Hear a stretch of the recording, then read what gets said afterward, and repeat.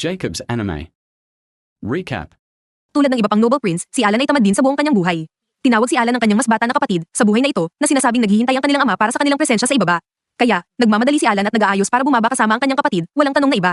Sa kanilang pagbaba ng hagdanan, napakarami niyang naririnig mula sa kanyang mas batang kapatid, tulad ng kung paano siya ay isang lubos na mahiyain na basura na hindi kailanman sumasagot sa tawag at palaging nagpapalugay sa kanyang araw sa kama na nakakatira ng comfortable. Hindi nakakagulat na ang ama ni Alan, si Craig, na duke ng House of Westfield, ay tinatawag si Alan at tinatawag siyang isang lubos na talunan dahil hindi niya magawang umangat sa kanyang 15 taong buhay na nagdudulot ng kahihiyan sa kanilang halos royal family. Binanggit din ni Craig kung gaano kaina at karaniwan ang estado ni Alan, at hindi lamang iyon, ngunit tulad ng isang sigaw na iyakin mula sa ilang hindi sikat, overrated na anime, wala talagang regalo si Alan sa lahat. Sa katunayan, lahat ng teenager sa mundo na ito ay tumatanggap ng biyaya mula sa mga Diyos, at dahil hindi tinanggap ni Alan ang anumang bagay, dala niya ang di mapanirang kahihiyan sa kanyang ama dahil sa kanyang kakulangan. Nagatubiling tawagin siya ni Craig na isang pagtalaga lamang sa pamilya at kaya nagpa siya na itapon siya sa bahay na nagtanggal sa kanya ng kanyang noble na katayuan. Sa isang solong utos, pinalaya si Alan sa kanyang noble na pamilya, ngunit hindi siya nagalit dahil dito. Sa halip, ipinapahayag niya ang kanyang kasiyahan dito dahil sa wakas ay inaakala niya ang kanyang sarili na malaya. Una, pinasalamatan ni Alan ang kanyang swerte sa hindi pagkakaroon ng isang tinatawag na pula na flag ng isang pamilya para sa masyadong mahaba. Pagkatapos ay nagpasya siya na simulan ng paghahanap sa kapayapaan na matagal na niyang pinapangarap sa kanyang nakaraang buhay nang siya ay isang walang panat na bayani. Pagkatapos ng ilang milya, tiningnan ni Alan ang malayo mula sa isang maliit na bundok at napansin, mula sa sobrang layo, na isang batang babae na knight ay inaasa rin ng isang regenerative na hayop. Ang kaya na pinangalan ng Beatrick ay nagiging nasa isang delikadong sitwasyon dahil kahit gaano karaming beses niya hiwain ang mga demonyong mga halimaw, sila ay bumabalik lamang sa isang piraso. Isiniwalat ni Beatrick na patungo siya kasama ang Prinsesa Liz upang eskwelahin siya nang biglang atakihin ng mga misteryosong mga halimaw ang kanilang Carrow. Samantala, sinusubaybayan ni Alan ang labanan mula sa malayong distansya, at pagkatapos na masusing pagmasdan gamit ang kanyang mahiwagang kapangyarihan na hindi dapat niyang magkaroon dahil siya ay antas isa ayon sa kanyang ama, alam ni Alan na kilala na si Liz, na tulad niya sa buhay na ito, siya rin ay hindi pinapansin ng mga tao sa paligid niya dahil sa lahat ng kanila ay iniisip na siya ay isang kabiguan. Upang gawing mas masama pa, naglakas loob silang ihambing siya kay Alan. Tinatanggap ni Liz ang mga taong sumosobra sa kritisismo sa kanya, ngunit nang binibiro nila si Alan, siya ay nagtanggol dahil laging iniisip niya si Alan bilang isang pinupurihan na lalaki. Kaya, upang bayaran si Liz para sa kanyang kabaitan sa kanya, nagpa siya si Alan na gamitin ng kaunti ang kanyang mga kapangyarihan para sa isang beses, na nagpapakita na mayroon pa siyang lahat ng kanyang mga biyayang Diyos mula sa kanyang nakaraang buhay bilang isang bayani. Ngunit bago niya maabot ang dalawang babae, isang perpektong tama ang tinamaan ng isang demonyong halimaw si Beatrick at siya ay napahiga. Sa kanyang kaluguran, si Alan ang mabilis na pumabagsak sa lahat ng mga demonyong halimaw sa isang tama sa pamamagitan ng pagsalakay sa kanilang tagabantay. Sa kanyang pagliligtas sa araw, hindi siya tumigil sa pagmamalaki ng kanyang mga makapangyarihang Diyos. Doon, inililigtas niya si Beatrick mula sa kamatayan sa pamamagitan ng paggamit ng kanyang magical na liwanag na pagpapagaling sa kanya na nagpapabalik sa kanyang sugatang katawan sa isang kisap mata. Tinanong ni si Alan kung anong uri ng salamangkang ginagamit niya, ngunit dahil hindi niya maaaring sabihin na simpleng ginagamit niya lamang ang mga kapangyarihan na minana niya mula sa kanyang nakaraang buhay, nagsinungaling siya na ito ay ang biyaya na tinanggap niya mula sa mga Diyos kamakailan lamang. Pinaniniwalaan ng dalawang babae ang kanyang kasinungalingan at tumuloy sa pangunahing paksa, ipinaliliwanag kung ano ang kanilang ginagawa sa Borderlands. Sa paligid ng ilang oras mamaya, narating nila ang Plum Village na nakikita nilang kaina-hinalang tahimik. Napansin ni Beatrick na bagaman maraming mga bahay sa nayon, wala man lamang sa mga pinto ang bukas, na nagtutulak sa kanya na paniwalaan na wala nang nakatira dito. Iniisip ni Lina ang mga misteryosong halimaw mula sa Borderlands ay marahil ay umatake sa mga mamamayan at nagdulot ng pinsala sa nayon. Sa wakas, nakatagpo ang grupo ng mga mamamayan sa harap ng isang bahay sa kabilang dulo ng nayon, kung saan isang matandang lalaki ang nagpalabas sa isang babae na mas pampalaylay kaysa sa utak ng mga taga-Flat Earthers. Sa tamang pananaw sa babae na pinangalanan na si Akira, na maliwanag na walang kalapati kaya hindi dapat ituring na isang babae, agad itong nakilala ni Lee bilang ang liwanag na sinasabi sa kanya sa hula. Si Akira ay hindi nakakilala kung sino si Lee, kaya ipinaalala ni Lee sa kanya ang araw nang sila ay nagkita sa Royal Capital at naging lubos na magkakilala sila na nagbahagi pa nga ng mga pagkain. Humingi ng paumanhin si Akira sa pagkakalimot sa sino si Lee at nagbati sila, pangakong hindi na niya malilimutan ang kanyang pag-iral muli. Nagtanong si Alan kay Lee kung ano ang ibig niyang sabihin kanina nang sabihin niyang si Akira ang liwanag. Upang ipaliwanag ito, una munang sinabi ni Beatrick kay Alan tungkol sa espesyal na biyayang tinatawag na Braver, na nagbibigay sa tagapagdala ng kapangyarihan ng libo-libong mga mandirigma, ginagawang bayani ang tagapagdala. At dahil si Akira lamang ang may ganoong biyaya, ginagawa niyang bayani ng henerasyon na ito. Ipinapaliwanag kung ano ang ginagawa niya sa Borderlands, nagtipon ng grupo sa isang kalapit na bar upang kumain ng tanghalian, kung saan sinabi sa kanila ng bayani si Akira ang kanyang kasalukuyang misyon dito, na ang layunin ay upang patayin ang isang dragon. Ayon sa kanyang kwento, nang dumaraan si Akira mula sa daan patungo sa nayon, natagpuan niya ang isang takot na batang babae na nananawagan sa kanya ng tulong, sinasabing pinipilit siyang dalhin ng mga mamamayan sa dragon bilang sakripisyo. Kaya, upang imbestigahan pa ang bagay, pumunta si Akira rito upang kausapin ang matandang punong ng nayon. Nang siya ay pinalaya sa kanyang bahay at makasalubong ang grupo ni Alan. Kaagad na natuklasan ni Alan na marahil ay sinusubukan ng mga mamamayan na ialok ang maliit na batang babae bilang sakripisyo sa dragon upang matanggap ang proteksyon nito. Naunawaan rin niya na ang mga mamamayan ay nagpapakumbaba sa isang bagay na napakalupit lamang upang protektahan ang kanilang sarili mula sa mga halimaw. Gayunpaman, pinigilan niya si Akira na patayin ang dragon sapagkat magdudulot lamang ito ng mas maraming problema sa mga mamamayan. Gayunpaman, pinili pa rin ni Akira na tulungan ng maliit na babae sa halip na pahintulutan ang walang puso ng mga mamamayan at sinimulan ang kanyang tungkulin. Nagpa siya rin si Lee at Beatrick na tulungan si Akira sa pagtupad ng kanyang layunin, kaya nagpa siya si Alan na samahan sila dahil, tulad ng sinabi ko kanina, wala siyang mas magandang gawin sa kanyang nakababagot na buhay. Sa hindi nagtagal, narating ng grupo ang bundok kung saan naninirahan ng dragon.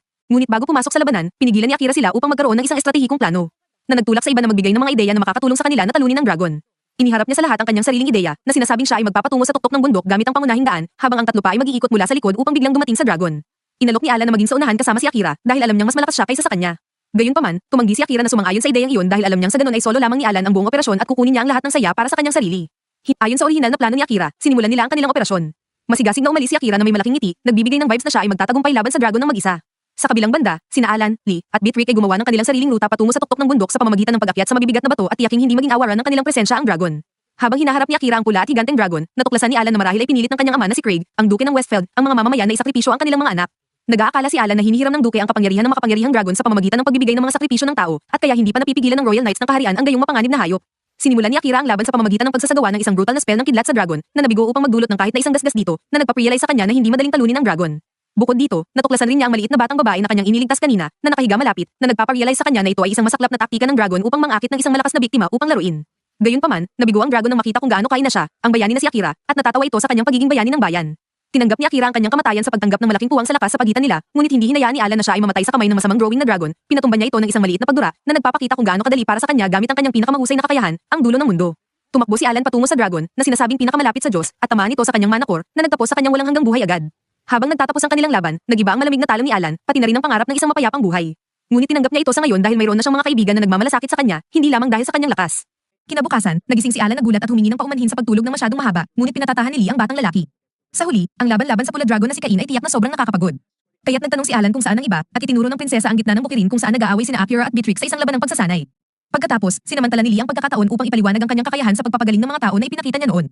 Gayunpaman, binanggit ni Alan ang pagkakarinig sa mga kwento tungkol sa isang himalang santo na nagpapagaling ng anumang karamdaman o pinsala sa pintuan ng mga tahanan sa Mi, na nagpapahayag ng pagtataka na sa kanya, gaano man siya isang prinsesa o isang himalang santo, sa huli man lamang, nananatili siyang siya lamang. Sa naturang mga salita, lumalaki ang atmosfera ng pagmamahalan sa pagitan ng dalawa, ngunit sumigaw si Akira kay Alan na mag-ensayo kasama nila, na nagbubuwag sa intimate na sandali. Maya-maya pa, nagpaalam ang mga mandaragit kay Akira at sa maliit na bata na kanilang iniligtas.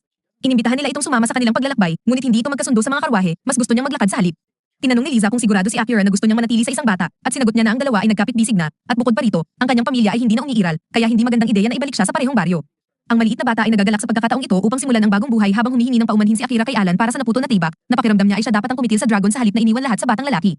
Kaya, sa makatuwid, nadarama ni Akira ang kanyang kawalan at may balak na iabot ang lihim na tibak sa isang karapat-dapat dito, na sa kaso na ito ay si Alan, nang may pagpapakumbaba. Sumasagot si Alan na siya ay nakapanalo lamang dahil sa tulong ni Akira at na para sa maliit na batang nasa kanyang tabi, si Ira ang tanging bayani na mahalaga sa paligid. Kaya, nagpaalam ang dalawa at naghiwalay ng landas. Nang wala ang natitirang koponan, sa isang hapon sa palasyo ng pamilya West, ipinaalam ng ama ni Alan sa isang misteryosong lalaki na nakasuot ng kasuotang formal na ang Hari Dragon na hari ay natalo ng subukang iliga ang bida sa isang pambubundol. Iniisip ng lalaki na nakasuot ng kasuotan na siya ay tinulungan ng santo, kaya napagtanto ng duke na may higit pa rito. Galit na nagingit-ngit ang batang kapatid ni Alan sa kamatayan ng dragon, nagdadalamhati na hindi kayang alisin ng mga hayop na tisa ang prinsesa, na nangako na susugurin ng buong pangkat sa susunod na pagkakataon upang maiwasan ang panganib ng pagkabigo muli.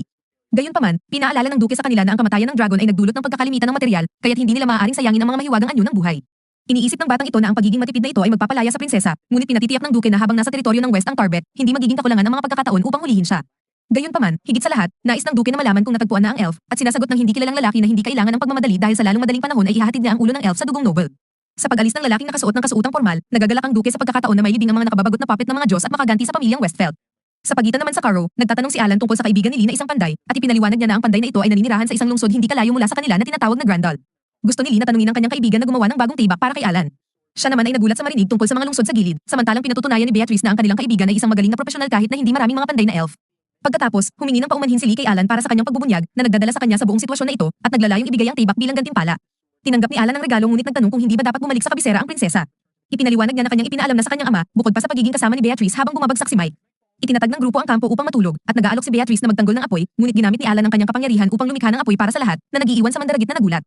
Pagod na si Lee at napagtanto na nakatulog sa balikat ng kanyang kaibigan, at sinasabi ni Beatrice na sila ay mag-isa, kaya't walang problema doon. Ngunit ipinapaliwanag ni Lee na hindi na sila magkasintahan, at hindi niya gustong matulog sa kandanggan ng binata. Sa kabila ng kanyang pahayag, siya ay napagtanto na natutulog sa balikat ni Alan, na napagtanto niya na ito ang unang sandaling katahimikan mula nang dumating siya sa mundong ito. Naalala niya na ito rin ay isang magandang gabi na sinasalubong ang unang pagkakataon na nakilala niya si Lee. Sa araw na iyon, natagpuan niya si Alan sa isang balkonahe at ipinakilala ang kanyang sarili sa kanya, na nagsimula ng isang pag-uusap tungkol sa kagandahan ng gabi. Bukod dito, ipinapakita niya na umaasa siya sa binata mula ngayon. Sa huli, sila ay magkasintahan, at naguguluhan si Alan sa balitang ito. Sa sumunod na umaga, dumating sila sa Growl, isang lugar na napakabuhay na hindi tila isang bayan sa gilid, ayon kay Alan. Ipinaliwanag ni Beatrice na ang mga manlalakbay at maglalakbay madalas na dumaraan sa ganitong uri ng lungsod sa kadahilanang ito ay nasa gilid. Mabilis, silang lahat ay dumating sa bahay ng panday, ngunit wala raw ang elf.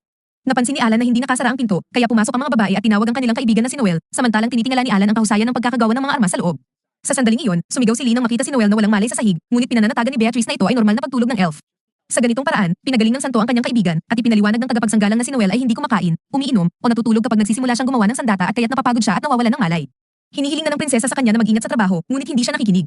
Sa sandaling iyon, nagising ang panday at nakita ang kanyang mga kaibigan, na hindi niya nakita ng matagal, ngunit gusto niyang malaman kung sino ang lalaki sa tabi nila, kaya ipinakilala siya bilang si Alan, isa sa mga gwardya ni Lisa, na humihiling sa elf na gumawa ng tibak para sa kanya. Gayunpaman, marami nang utos si Noel, kaya wala siyang panahon para doon. Naiinis si Lee, at nauunawaan ni Beatrice ang panig ng panday, na nagmumura na mayroon ng tibak ang lalaki. Pinakita ni Alan na ang sandata ay sira at nahihiya ang elf sa isang taong kapos sa galing na nagnanais na gamitin ang sandata na gawa niya. Gayunpaman, sa pagkuha niya sa tibak, napansin niya na ito ay ginamit hanggang sa limitasyon upang masira ng ganun, na nagbibigay ng interes sa panday hanggang sa punto na nagbago ang kanyang isip at pumayag na gumawa ng isa pang talem para sa mandirigma. Nagtatanong siya kung gusto ba ni Alan ng tibak na higit sa nakapangyayaring tibak, simpleng ang pinakamalakas na sandata na kaya niyang gawin. Sa huli, iilan lamang ang kayang magamit ng ganyang kagamitan at naniniwala si Noel na isa si Alan sa mga taong iyon. Sa naturang sinabi, walang dahilan ng binata upang tanggihan, kaya naghanda si Ferreira na simulan ng trabaho sa pamamagitan ng pagsasara sa lahat ng mga bisita. Mag-isa sa loob ng bahay, naaalala ng elf si Vanessa, isang panday na lubos niyang hinahangaan noong kanyang kabataan. Kaagad, pangako niyang gagawa siya ng isang sandata na hihigit sa nakapangyayaring tibak. Habang umaalis, umaasa si Lee na hindi labis na magpagod si Noel sa trabaho at iminumungkahi ni Alan na hanapin ng grupo ang isang ina matutuluyan habang naghihintay sa pagkakagawa ng tibak. Sa malapit, isang babae ang nagpakilala at nais na iulat ang kanyang nakikita. Sa madaling panahon, sinasabi niya sa lalaki sa sabaw na nakita ang santo kasama ang kanyang gwardya at isa pang mandirigma, at nagulat ang lalaki dahil iniisip niya na tanging si Beatrice lamang ang magiging kasama ng prinsesa. Kaya naghanda siya upang imbestigahan ang bagay. Samantala, sa isang malapit na inn, nagtatanong si Alan kung ano ang gagawin nila sa mga araw na iyon at inirekomenda ni Beatrice na gawin niya ang gusto niyang gawin, magpahinga at huwag mag-alala. Gayunpaman, inirekomenda ni Lee na bisitahin niya ang guild ng mga manlalakbay upang ipagbili ang mga kagamitan na iniwan ng dragon, at tingin ni Alan ay magandang ideya ito para mapunuan ang gastos sa hotel. Sa naturang desisyon, nagpa siya ang mga babae na maglibot sa lungsod. Sa pag-absent ni Alan, tinatanong ni Bess kung kaya nga ba nilang dalawa lamang talaga ang makapagsasagawa sa bagay na ito. Gayunpaman, nananatiling hindi gustong isama si Alan ni Lias dito. Maikli pagkatapos, natagpuan ng mandirigma ang guild at ipinakita ang mga kaliskis ng dragon na kanyang nakuha, at ang receptionist ay namangha na magkaroon ng gayong bihirang bagay sa counter. Hindi sigurado kung ano ang gagawin, kumuha siya ng summon roses upang makipag-usap sa manager, iniwan si Alan ng walang laman sa kamay. Sa sandaling iyon, ginamit ng lalaking nasa kumot ang sitwasyon upang lumapit kay Alan at hinga ng mga detalye tungkol sa mga kaliskis ng dragon na daladala ng batang lalaki. Nakakita sa kanyang kakulangan sa pamumuhay, tinanggal ng lalaki ang kanyang sombrero at nagpakilala ng tama bilang si Horus, kasama ang kanyang kaibigan na si Melina, isang bihirang Amazon na matatagpuan sa mga lupain na ito. Ipinaliwanag ni Horus na hindi siya nauubusan ng interes sa mga kwento ng mga manlalakbay, kaya nais niyang malaman kung si Alan ay nagkaroon ng mga kaliskis ng dragon ng nag-iisa. Sa kabaligtaran, binanggit ng batang lalaki na may tulong siya ng bida at naintriga si Horus sa usapang ito. Ngunit bumalik ang tagapag-alaga sa sandaling iyon na nagmamalas na nagpapahalaga sa halaga ng mga kaliskis. Tumingin si Alan sa likod sa misteryosong lalaki, ngunit nawala na siya kasama ang kanyang kasama. Sa labas, nagpapaliwanag si Horus kay Min na hindi niya inakala na ang lalaking kasama ng prinsesa ay walang kabuluhan at walang talento, ngunit may nararamdaman ng Amazon sa kabataang lalaki na labis niyang inaalala. Bagaman akala ni Horus na hindi ito isang problema, mga araw na lumipas, bumalik ang tatlo sa blacksmith ni Noah, umaasa na ang tibak ay handa na, ngunit muli, siya ay nagising sa lupa pagkatapos pagalingin. Tumuturo si Noel sa pinakamalakas na sandata na kanyang maaaring pandayin, at habang hawak ni Alan ang tibak, siya tiyak na ito ay isang magandang tibak. Nais ni Noel na subukan ng sandata kaagad, ngunit nagbabala si Len na hindi niya babuhitan ng elf sa lahat ng oras. Gayunpaman, pinili ng panday na samahan ng batang lalaki dahil sa pamamagitan lamang ng pagninilay sa tibak ay malalaman niya kung may mga pag-aayos na kinakailangan. Napapansin ni Alan ang perpeksyonismo ng babae at nagtatanong kung bakit niya pinili na maging panday. Tinatanong niya kung ito ay kakaiba para sa isang elf na magkaroon ng propesyon na ito, at sa palagay ni Alan ito ay dahil sa katangian ng talento ng lahi, at kaya't kadalasang mas nababagay ito sa mga duwende.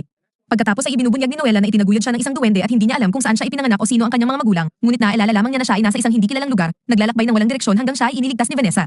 Si Vanessa ay matiyagang, magulo, at matigas ang ulo. Hindi niya nais na turuan si Noel kung paano gumawa ng tibak, ngunit siya pa rin ay isang mahalagang guro para sa elf. Ngunit sa halip na tapusin ang kwento, sinabi ni Noel na hindi ito mahalaga at tumakas upang maiwasan ang pagpapakita ng kanyang sarili ng sobrang personal. Kaya't sinamantala ni Horus ang pagkakataon na magpakita muli, ano pa mang siya ay nagsasabing mas gugustuhin niyang marinig pa ang mga kwentong gaya nito. Nang sila ay bumalik sa lungsod, napapansin ni Alan na may kakaibang bagay sa lalaking ito at sa Amazon, ngunit bago pa man magpatuloy ang usapan, minamadali ni Noel ang batang lalaki na magpatuloy sa pagsusuri sa tibak. Pinagmamasdan ng elf si Horus at iniisip niya na siya ay kilala niya, ngunit agad niyang iniwan ang ideya. Habang sila ay lumalayo, nagpapahayag ang lalaking nasa kasuotan kay Min na marahil ang batang iyon ay hindi nagtangkang sumilip sa kanilang mga gawain, kaya't hiningi niya sa Amazon na bantayan si Allen upang hindi niya mailantad ang lihim. Pagbabalik sa mandirigma, sinusubukan niya ang banal na tibak, at matapos makipaglaban sa ilang mga nilalang dito, siya ay nasiyahan sa tibak. Kaya hiniram ni Noel ang sandata at ipinakikita ang kanyang talento, isang kakayahan upang makita ang mga kondisyon na hindi nakikita ng normal na mata sa ganitong uri ng sandata. Kaya, sa pag-aanalisa sa anggulo, bilis, at perpektong posisyon kung paano hawakan ni Allen ang tibak, siya ay tiyak na ang kanyang pangitain sa kanya ay wasto bilang isang perpektong tagagamit ng banal na tibak. Gayunpaman, nakita niya itong interesante kung paano kikilos ang batang lalaki laban sa mas malakas na halimaw, kaya tinawag niya siya upang magpatuloy sa daan patungo sa harap. Pagtungo sa mas malalim sa kagubatan, dumating sila sa isang lugar kung saan sinasabi ni Noel na laging maraming mga halimaw, ngunit dahil wala, inaakala niya na natatakot sila sa presensya ni Allen. Gayunpaman, tiyak ang lalaki na hindi ito takot sa kanya kundi sa isang bagay na malapit. Kaya't nagtatakip siya ng isang insapuang nagpapalabas ng hamog na nagpapakita ng isang malaking lobo na nakakatakot kay Noel, na nagpapaalala sa kanya na ito ay ang hayop na nilunok si Vanessa. Nahaharap sa ganito, siya ay nangangatog sa takot hanggang sa hingin niya kay Alan na gamitin ang banal na tibak at tapusin ang mabangis na hayop. Sa sandaling ito, bumabalik tayo sa nakaraan ni Noah kung saan sinusubukan niyang kunin ang atensyon ni Vanessa na lubos na nakatuon sa kanyang trabaho. Iniinsist ng elf na siya ay gutom, nakita ang pagkairita kay Vanessa na pagkatapos ay nagiinom, umaasa na pagbabanta sa batang iyon. Gayunpaman, dumaraan ang mga oras at ang panday ay patuloy na nagtatrabaho, samantalang si Noel ay nagawa ng kumuha ng kaunti upang kainin. Lumalapit kay Vanessa, tinatanong ng elf kung paano niya pinamamahalaan ang lahat ng mga magkakaibang kasangkapan, ngunit mananatiling tahimik si Vanessa na naiinis sa pagiging baliwala. Sumasagabal si Noah, itinaas ang isang malaking tibak sa kanyang mga kamay ngunit nawala ng balanse at nahulog, sinira ang ilang bagay sa kalapit na estante. Gayunpaman, hindi pa rin nakamit ni Noah ang pansin na hinahanap niya, kaya't napagpasyahan niyang umatras at umupo malapit sa duwende muli. Nagtatanong si Noah kung ano ang maganda sa pagmamartilyo ng tibak buong araw, lalo na't nagiging masama ang pakiramdam mula sa hindi pagkain o pag-inom sa loob ng mga araw. Nakikita na hindi niya makukuha ang kanyang nais mula sa layo, lumalapit ang matigas ang ulo kay Vanessa, paulit-ulit na tinatawag siyang tanga dahil hindi man lang alam kung paano magsalita. Ngunit maging ang ganitong taktika ay nabigo. Kinabukasan, natutulog si Anola kahit saan sa bahay habang patuloy ang walang tigil na pagmamartilyo hanggang sa biglang makialam si Vanessa sa kanyang trabaho. Mapalad sa tibak na kanyang binuo, itinaas ito ni Vanessa na may ngiti habang pinapanood ni Noel ng may kuryosidad. Pagkatapos nito, bumabalik tayo sa kasalukuyang sandali kung saan pilit na ipinapaniwala ni Noel na si Alan ang pumatay sa halimaw, ngunit sinasabi niya na wala siyang dahilan para gawin ito sapagkat ang lobo ay natutulog lamang sa kanyang sulok malayo sa mga tao. Itinatag niya na hindi niya nais na tanggapin ang paghihiganti ng elf, kaya kinuha ni Noel ang tibak ng bata upang hanapin ang katarungan sa kanyang sarili.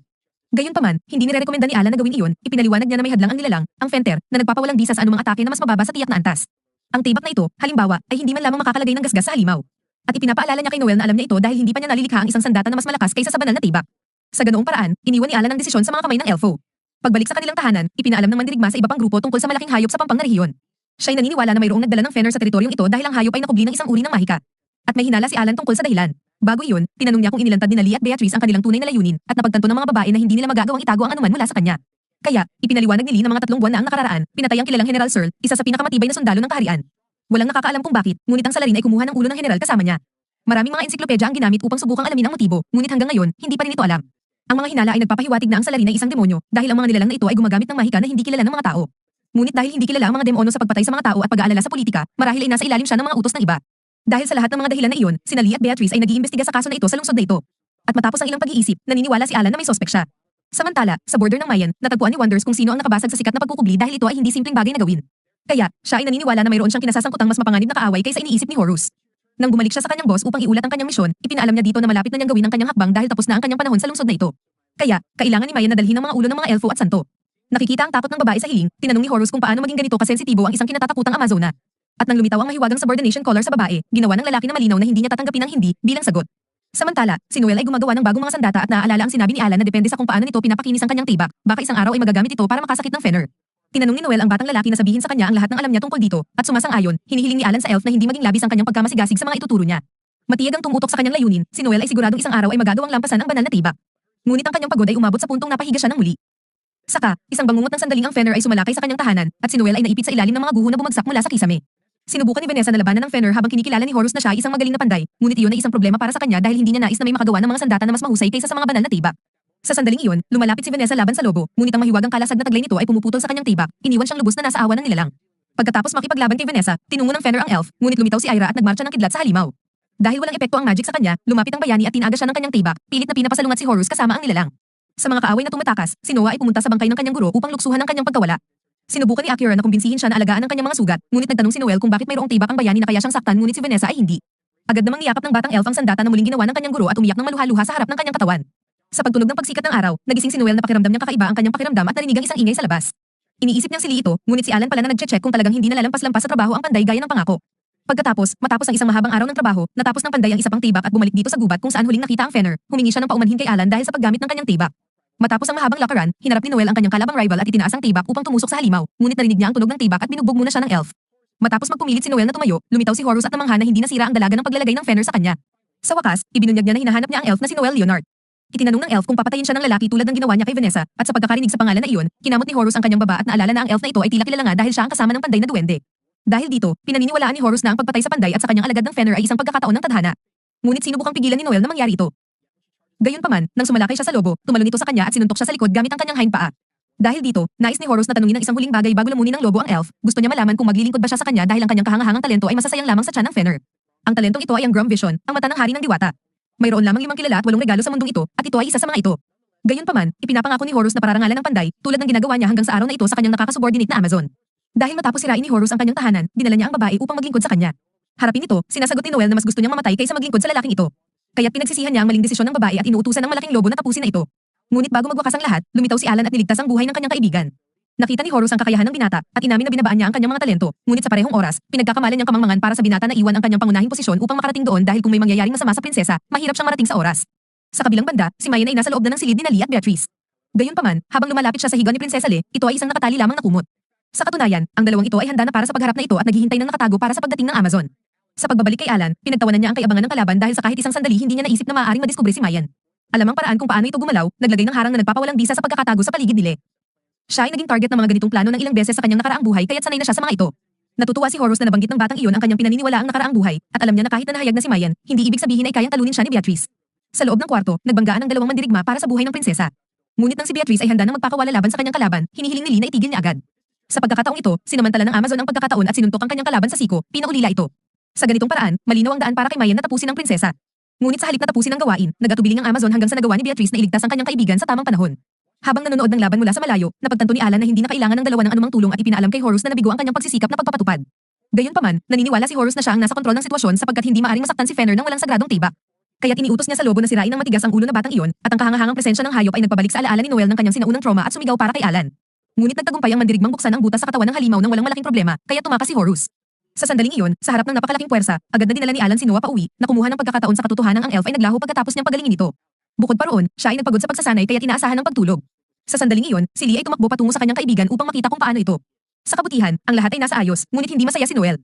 Nang magising siya at makita na si Alan ay nagdadala sa kanya ng walang kanyang pahintulot, kinabukasan ay sinuri nila na si Mayan ay nakalaya na mula sa subordination spell ni Horus, kaya't dapat ay makakapagsalita na siya ng malaya. Iniisip ni Beatrice na ang pinakamahusay na gawin ay dalhin siya sa opisyal na pagliliti sa kabisera, ngunit naniniwala sila na hindi masama ang batang ito, kaya't gusto niyang hanapin ang isang mas mapayapang paraan upang malutas ang sitwasyon. Binabalikan ng bodyguard na sinubukan ng Amazon na patayin ang prinsesa, ngunit sinasabi niya na hindi naman ito ang intensyon ng batang iyon sa anumang paraan. Naniniwala si Lee na mayroon si Mayan na taong naghihintay para sa kanya mula sa kanyang mga tao, ngunit ipinaliwanag ng Amazon na ang kanyang bayan ay nasunog, at wala na siyang natitira, walang sinuman, walang lugar na pupuntahan. Sa sandaling iyon, naalala ni Noel kung kailan siya iniligtas ni Vanessa, at matapos na tanungin ang kanyang pangalan, inihayag ng babaeng panday na siya dadalhin ng elf sa kanyang bahay. Agad, sa isang sandaling damdamin, pinutol ng elf na panday ang mga tanikala ng Amazon at pinalaya ito, bukod pa roon ay inanyayahan ng bata na tumira sa kanyang bahay. Sinasabi ni Beatrice na ang babae na ito ay maaaring umatake kay Lee anumang sandali, ngunit naniniwala si Noah sa kabaligtaran, at kung mangyari iyon, may Lee ay matatanggap ang isang magandang pagpapagalit. Dahil dito, naantig ang Amazon sa suportang natanggap niya mula sa taong ito at nagsimulang umiyak. Iniisip ni Beatrice na masyado siyang mabigat sa babae, ngunit ang mga luha nito ay luha ng kasiyahan lamang. Kaya napagtanto ni Alan na naayos na ang problema ngayong araw. Pagkatapos, sa gitna ng gabi, siya ay bumalik mag-isa sa kagubatan at nagtapon ng isang malakas na spell. Samantala, si Horus ay malayo mula sa pangunahing tauhan, tiyak na nakatakas sa kamatayan. Gayunpaman, nagtataka siya kung sino ang batang may ganoong kahangahangang kakayahan. Tungkol sa kanya, si Alan ay nagtapon ng isang spell sa eksaktong mga koordinado kung saan naroroon ang matandang lalaki, kaya tinamaan ng spell ang lalaki at nagbukas ng isang rift sa daan. Pagkatapos nito, isang nakakatakot na nilalang ang lumalapit sa lalaki ng payapa. Sa sandaling iyon, dumating si Alan upang tanungin ang ilang bagay na kailangang malaman niya, ngunit tila may dumating na bago siya. Pagkatapos, ang nilalang na ito ay bumalik sa count ng Westfeld at nagpahayag na kanyang pinatay si Horus upang maiwasan ang pagkalat ng impormasyon. Ayon sa Duke, ito ang pinakamababang dapat gawin dahil eksakto sa mga demon ng Sisi. Patuloy pa ang anak niya na sinasabi na ang mga demon ay nagpakita ng ganong klaseng palabas lamang upang hindi sila magwakas sa pagpatay sa santo o sa elf sa wakas, kaya tila hindi sila tulad ng kanilang ipinapakita. Sa ganitong paraan, ipinahayag ng demonyo ang kanyang hindi kasiyang damdamin na nakakatakot sa bata at agad niyang sinabi na kanyang aasikasuhin ang prinsesa at ang elf. Inihayag ng count na siya ang mag-aalaga sa bayani ng arsobispo, ngunit humiling ang kanyang anak na manatili kasama ang arsobispo. Sa huli, hindi naman siya katulad ng kanyang kapatid na nabigo at kayang-kaya niyang hawakan ito ng madali. Sa susunod na eksena, ibabalik tayo sa isang sandali mula sa kabataan ni Lisa kung saan siya ay inilipat sa kanyang karwahe sa isang lubhang mapanganib na daan. Bigla, ang karwahe ay biglang kumikislat ng malakas, nagdudulot sa kanyang uncle na humawak sa kanya upang maiwasang masaktan. Sa labas, ang iba pang mga sundalo ay sumisigaw na ang mga halimaw ay sumasalakay, kaya ang nagmamalasakit na kabalyero ay humihiling sa batang babae na manatili sa loob habang siya ay lumalabas upang sumali sa mga kaalyado sa laban. Sa pagkapanglaw ng prinsesa, ang mga mandirigmang ito ay nagpapatalo laban sa mga nilalang nawian, at isa sa kanila ang nakakamit ang kanyang karwahe, ngunit pinipigilan ito ng kanyang uncle na mangyari ang pinakamasama. Gayunpaman, ang halimaw ay nag-react sa tama na tinanggap at malubhang na sugatan ng kabalyero, na itinaas sa himpapawid ng halimaw at nagawa niyang tumusok dito gamit ang kanyang tibak. Siya ay napunta sa isang bangin kasama ang kanyang manlalaban. Muling sa kasalukuyan, ang mga bayani ay naglalakad sa mapayapang nayon, kung saan itinigil nila ang kanilang investigasyon hanggang sa tanungin ng ilang mga lalaki na nagtatayo ng isang istruktura kung mayroong anumang pista doon. Sumagot ang isa sa mga manggagawa na magaganap ang pista ng mga espiritu, kung saan sila ay tumatanggap ng mga espiritu ng kanilang mga ninuno, at nangyayari ito isang beses sa isang taon. Habang tila takot ang mga dayuhan, ipinaliwanag ng isa pang lalaki na ito ay isang partikular na kaugalian ng nayon na ito at ito ay wala nang iba kundi isang masiglang kaganapan kung saan sila ay nagbibihis bilang mga espiritu at sumasayaw. Kaya't nagtanong sila kung may nakakita ba sa kanila ng isang tao na may suot na pilak na armor, ngunit walang nakakaalam kung ano ang sinasabi niya, at nagsisimula ng tanggapin ni Beatos na ito ay baka lamang isang chismis. Nakakabahala, kahit ang lokal na guild ay walang anumang impormasyon, at tila ang grupo ay patuloy na umiikot sa walang kabuluhang investigasyong ito. Gayunpaman, binanggit ni Noel ang mapangahas na kliyente na nagsalita tungkol sa isang multo na naninirahan sa isang nayon, posibleng mula sa pamilyang royal, na puno ng galit sa pagsasamantala na dinanas sa kanyang pamilya. Ang multong ito ay may suot na pilak na armor na pinatungan ng dugo at naglalakad sa gitna ng mga libingan sa gabi. Habang nagsasalita, nais ni Noel na takutin ang kanyang mga kasamahan, at si Beatos ay natatakot dahil sa pagkabigla sa pagbagsak ng tibak. Pinagtatawanan ng mga kaibigan si Beatos, ngunit pinanumpaan ng bantay katawan na hindi siya takot sa mga multo. Sa wakas, nagpa siya silang bumalik sa pag-iimbestiga sa nayon, at iniisip ni Alan na kung ang isang demonyo ang may pananagutan, para sa kanya ang pag-uusap na ito tungkol sa mga espiritu ay parang pagpapabalik ng mga patay. Sa gayon, ipinakita ni Beatos ang takot muli, at nagsimula ang mga babae na asarin siya tungkol dito, ngayong oras na binanggit ni Noel tungkol sa mga libingan. Ang team ay nagpapatuloy sa kanilang investigasyon mula sa sementeryo, habang hindi makapigil si Beatos sa kanyang kaba sa ganitong madilim na kapaligiran. Sa sandaling iyon, siya ay nagulat sa isang lalaki na kanilang nakita kahapon, ngunit ngayon ay tila kakaiba ang anyo. Gayunpaman, itong lalaki ang nagtuturo sa grupo patungo sa bahay ng lider ng nayon sapagkat, ayon sa kanya, siya ang may higit na alam sa mga pangyayari sa mga lugar na ito. Tinatanong ni Alan kung ano ang ginagawa ng lalaki sa sementeryo, at sinabi nitong naglalakad siya at nakasalubong ang grupo sa di inaasahang pagkakataon at pagkatapos ay agad na umalis. Sa loob ng bahay, sinabi ng lider na ito ay isang tahimik na lugar, at siya mismo ay hindi pa naririnig ang mga chismis tungkol sa mga espiritu at ganoon. Pagkatapos ay inaalok niya ang kanyang bahay para sa lahat upang doon matulog dahil ang pista ay magsisimula bukas, at maaari silang sumali. Agad na tinanggap ni Alan ang alok, at ang lalaki ay pumunta upang ihanda ang mga higaan. Matapos mahiga, nanaginip sila tungkol sa kanyang tiyuhin sa magandang hardin ng palasyo, na may suot na kanyang karaniwang armor at kapa. Gayunpaman, tinatawag ng bata ang kanyang tiyuhin na tatay, at muli itong inikorek ng lalaki. Bagaman gusto niya ang ideya ng pagkakaroon ng dalawang ama, ang kabalyero ay pumunta lamang upang halikan ng kanyang pamangkin dahil matagal siyang mawawala sa isang ekspedisyon, ngunit pangako niyang babalik siya sa lalong madaling panahon. May pag-aalinlangan si Lee na nagsasabi ng totoo ang kanyang tiyuhin, kaya itinuturo ng lalaki sa bata na ang pagtitiwala sa mga tao ang nagtatatag ng mga ugnayan at nagpapahayag sa atin bilang tao. Pagkatapos magising mula sa panaginip, naririnig ni Lea ang isang bagay sa labas, kaya lumapit siya sa bintana upang makita kung ano ito at nakakita ng kanyang tiyuhin na lumalayo mula sa bahay. Tumakbo si Lea papunta sa kanyang tiyuhin sa gitna ng sementeryo hanggang sa magmumula ang mga hindi buhay mula sa mga libingan at magpalibot sa prinsesa. Gayunpaman, ito ay isa lamang panaginip at dahil sa sigaw ng bata, pumunta si Alan upang suriin siya. Sa loob ng ilang segundo, nakahinga na si Lea at mahigpit na niyakap ang kanyang kaibigan na malugod na tinanggap ang pagbabalik ng bata. Kinabukasan, habang ang araw ay naglalaho, nagsisimula na ang pista ng mga espiritu at hindi itinatago ni Beatos na medyo kakaiba sa kanya ang pagdiriwang na ito dahil ang pagtrato sa mga patay ng ganito sa kanyang bansa ay isang malaking tabo. Nagmungkahi si Alan na gamitin ng Royal Knight ang kanyang otoridad upang tapusin ang pista, ngunit iginiit ng takot na mandirigma na wala pang nasasaktan. Habang lumilipas ang panahon, tila lahat ay normal, ngunit hindi matanggal ni Alan ang pakiramdam na may mali sa nayong ito. Bigla, bumalik ang mayor at pinayuhan ng mga dayuhan na tamasahin ang kanilang pananatili at sumayaw din. Sinasakyan nila si Alan na kunan si Beatos, ina-analyze ang sitwasyon gamit ang kanyang espesyal na mata. Tinanggap ni Alan ang alok at umalis kasama ang bantay katawan na sumunod agad. Nang siya ay mag-isa, nakikita ni Lee ang isang kakaibang lilang usok na nakasabit sa hangin at may isang taong tumatawag sa kanyang pangalan. Nang siya'y maunawaan ito, ang kanyang tiyuhin ay nasa gitna ng karamihan ng mga residenteng nagdiriwang, kaya't nagpasya siyang sundan siya sa muli. Nang siya'y sa wakas ay makarating sa lalaki sa kailaliman ng isang madilim na gubat, sinaway siya ni Lice ng kanyang tiyuhin para sa pagiging nasa gayong mapanganib na lugar mag-isa.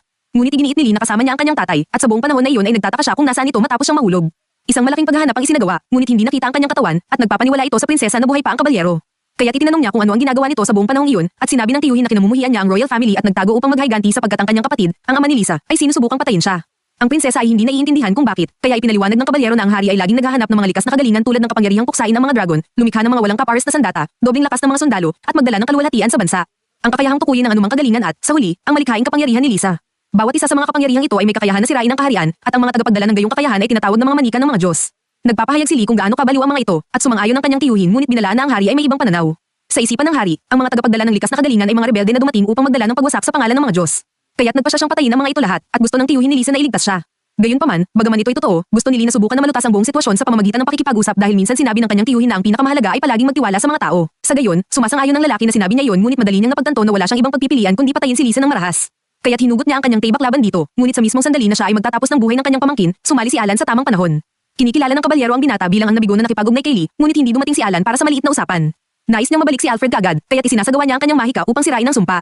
Matapos masaktan ng epekto, nagpasalamat si Alfred kay Alan sa pagpapalaya sa kanya mula sa sumpa. Pagkatapos ay sinabi niya sa kanyang pamangkin na siya ay patay na at hindi ito ang kanyang naging pasya na atakihin siya.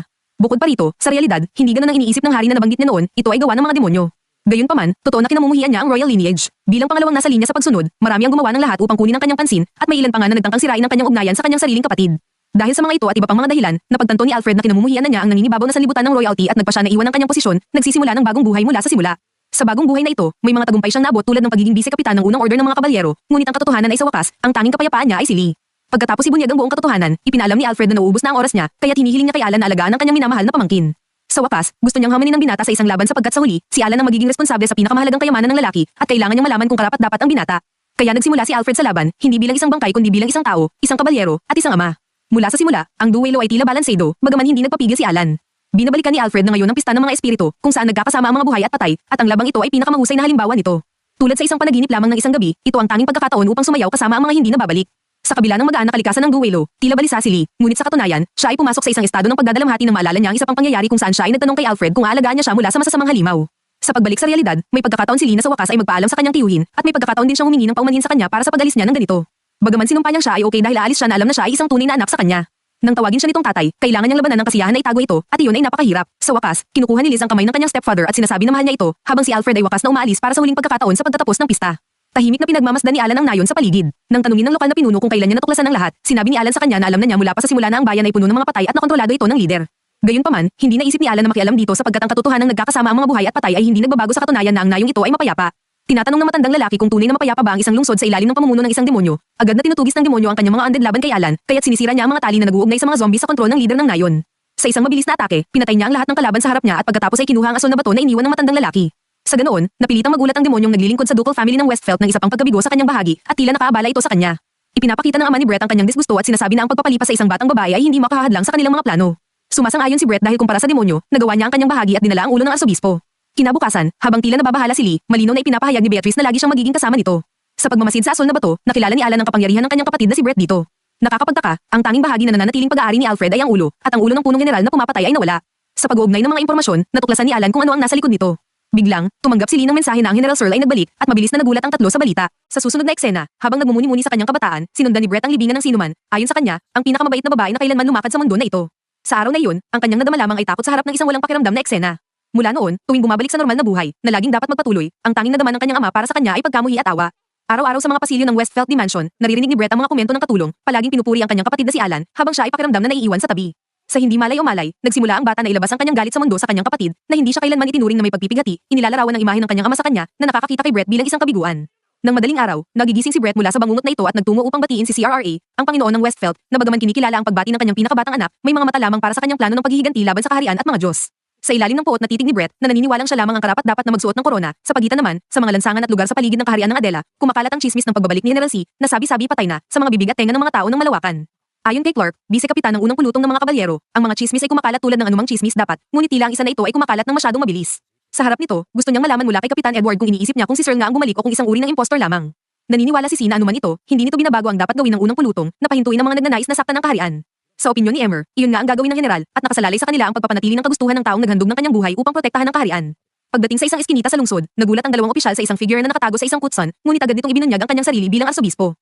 Tinanong ni Kapitan Edward kung ano ang ginagawa ng taong ito sa gayong lugar ng walang escort, kaya't sumagot ito na nais nitong ibahagi ang impormasyon mag-isa kasama ang kapitan. Sa ibang lugar, binalaan ni Clark ang lalaki na huwag na siyang magpatuloy, ngunit kailangan ni Edward na bigyang prioridad ang pagtitipon ng impormasyon sa delikadong sandali, kaya iniwan niya ang kanyang kasamahan na responsable sa pagprotekta sa kaharian at umalis. Matapos ang ilang oras, dumating ang kapitan at ang arsobispo sa mga training grounds ng kastilyo, ngunit sa halip na sabihin ang kanyang ipinangako, biglang nawala sa paningin ng matanda hanggang sa biglang lumitaw si Lord Westfield, handang saktan ng kapitan mula sa likod. Sinuri ni Edward ang atake sa tamang panahon at agad na binanggit ang biglaang kasakiman ng dugo ng kanyang dating kakilala na si Craig Westfield. Mula nang mamatay ang asawa ni Craig, hindi na niya ito nakita, at alam ng kapitan na si Craig ay ang uri ng kaibigan na umaatake sa iba mula sa likod, tulad ng nakita ng lahat, kaya't ipinagtatanong niya ang kanyang mga layunin. Gayunpaman, ngumiti lamang si Craig at binanggit na ang arsobispo ay nasa kanyang panig, sakat muli siyang sumalakay kay Edward, nagsisimula ng panibagong duelo sa parehong lugar kung saan maraming beses nang nagtulakan ng mga espada ang dalawa hanggang sa punto ng pagdudulot ng isang tiyak na pagmamahal sa nakalipas sa duke ng Westfield. Gayunman, hindi na kailangan ni Craig ang mundong ito, at ibig sabihin nito'y hindi na rin kinakailangan si Edward. Samantala, naalala ni Brett muli ang parehong libingan na nagtakda sa kapalaran ng kanyang pamilya, at doon ay doon nang tanungin ng inosenteng bata ang kanyang kapatid kung bakit natutulog ang kanyang mommy. Sinabi ni Alan sa kanya na namatay na ito at mangyayari iyon sa lahat ng tao balang araw habang umiiyak. Hawak ng pinakabata ang kamay ng kanyang nakatatanda kapatid upang maramdaman ang kahit anong uri ng kaginhawaan sa gitna ng matinding paghihirap, at sa mga sumunod na araw pagkatapos ng pag-alis ng kanyang ina, gusto lamang ni Brett na maintindihan kung ano ang ibig sabihin na maging isang kabiguan at kung siya ba ay isa. Sinubukan ni Alan na kumbinsihin ang batang iyon na ang walang pasubaling paghuhusga ng iba ay walang halaga, gayunpaman, ibinunyag ni Brett na hindi lamang sino man ang nagtuturing sa kanya na isang kabiguan kundi ang kanyang sariling ama, kaya iniisip niya na ang kanyang kapatid ay nagsisinungaling at patuloy siyang nagdurusa sa mga masasakit na salita ni Craig sa mga taon na lumipas. Brett pumilit na umangat at makilala ng kanyang ama, na nangyari sa ilang antas, ngunit ang mga insulto ni Craig ngayon ay nakatuon sa kanyang kapatid na si Alan. Mula noon, nagrebelyo si Brett dahil hindi nag-aalala si Alan na ituring na walang halaga o gawing pagsisikap na baguhin ang sitwasyon na iyon. Kaya isang araw, sinabi ni Brett sa batang iyon ng harapan na karapat-dapat siyang maging tagapamana ng Westfield, hindi si Alan. Sa kalmadong tugon ni Alan na alam niya ng sapat ang pinakabata upang malaman na magiging maayos siya, ngunit kung magpasya siyang pumasok sa maling landas, marahil ay wala nang magagawa para baguhin ang kanyang kapalaran.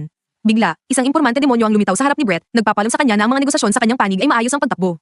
Kaya titinanong niya tungkol sa panig ni Brett. Binabalaan ng bata na ginamit niya ang arsobispo upang hiyain si Edward, ngunit binabalaan ng impormante na ang regalo ng kapitan ay upang ipawalang bisa ang anumang regalo sa loob ng 1,000 radius na naaayon sa kanyang palayaw na disaster. Sa kabilang banda, hindi nag-aalala si Brett dahil direkta itong nakikipag-usap sa kanyang ama, at sa pinakamasamang senaryo, maaaring gamitin ni Brett ang kanyang regalo nang hindi naapektuhan ni Edward sa sandaling iyon.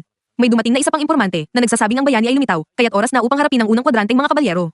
Kaya, bago umalis, nagpahayag ang unang impormante na kanilang ipinapahiram ang kanilang lakas sa Westfield, kaya't walang kabiguan ang tatanggapin. Ngunit tiyak si Brett na hindi siya mabibigo, kabaliktaran ng kanyang kapatid na nabigo. Samantala, sa gitna ng lungsod, nagpapayo si Ira kay Sarah na mag-ingat nang huwag maghiwalay sa kanya at mapunta sa paningin. Nang mahigpitan ni Sarah ang kanyang hawak kay Ira upang ito ay hindi mangyari kailanman, sinabi ni Ira na kapag natapos na ang lahat, makikita niya ang isang ligtas na lugar kung saan maaaring mabuhay ng walang takot ang babae.